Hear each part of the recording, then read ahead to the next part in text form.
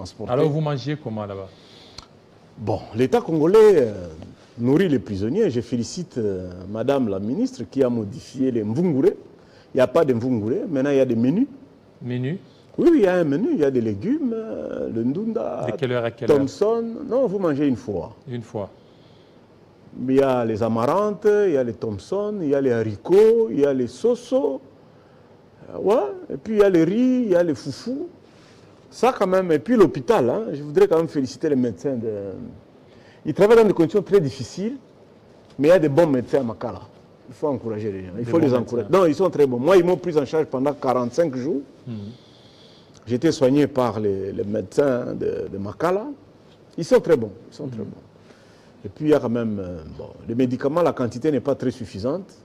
À notre niveau, on faisait recours à l'extérieur, mais il faut encourager l'État congolais, améliorer les conditions. C'est un élément important quand même. Hein. C'est étonnant de voir que la plupart des hommes politiques passent en prison. Quand ils sortent, ils ne pensent pas améliorer les conditions là-bas. Là, il faut féliciter Papa Jano Bemba. Il avait acheté les lits de l'hôpital que nous avons à Makala, c'est acheté par Jano Bemba. Il faut féliciter Kamere et le DG. Qu'est-ce que Kamere a fait? Les DG de l'Office de route. Ils nous ont permis d'avoir le courant. Kamere? Oui. Ils ont tiré comme une ligne spéciale avec, il s'appelle Herman, je crois, les DG de l'Office de route. Quand il était là pendant les 6 mois, ils ont amélioré la desserte. Il y a BA aussi qui a offert un groupe électrogène de grande capacité. Félicitations à eux. Oui, mais l'argent, comment ils trouvent où l'argent parce qu'ils sont en prison? Non, c'est leurs avoirs. Hein. Et puis, ils ont quand même un coup de fil influent. Tu sais, en prison, on respecte les gens. Pourquoi? On n'entre pas lieutenant, on sort général. On entre général, on sort général. La plupart des ministres sont sortis ministres, d'autres sont sortis mandataires. Celui qui avait saboté Kamere quand il était en prison, aujourd'hui, tu vas dire quoi encore? Donc, ils nous respectent. La direction de la prison respecte les prisonniers. En fait, tout est lié à votre comportement. Hein. Si tu es voyou, ivrogne, ils vont te gérer. Mais si tu es crédible, sérieux, parfait, je les salue. Merci beaucoup. Il n'y a pas eu des actes de torture, des brimades? Non, en République démocratique du Congo, il n'y a pas de torture. Il n'y a pas de torture? Il n'y a pas de torture. Sauf que la prison est strictement bien organisée. Hein. C'est bien structuré. C'est comme à l'enfer. Hein. Donc, il y a l'autorité pour chaque mètre carré. Tu trouveras au moins une autorité pénitentiaire. La prison, on dit c'est Maka avec Maka de la Côte d'Ivoire où les prisonniers sont bien organisés. En fait, l'organisation interne de Makala, c'est comme à l'enfer. Je ne peux pas dire comme au ciel, mais c'est comme à l'enfer parce que les intellectuels ne sont pas... Ceux qui sont responsables généralement sont des criminels. Ce sont des criminels? Oui.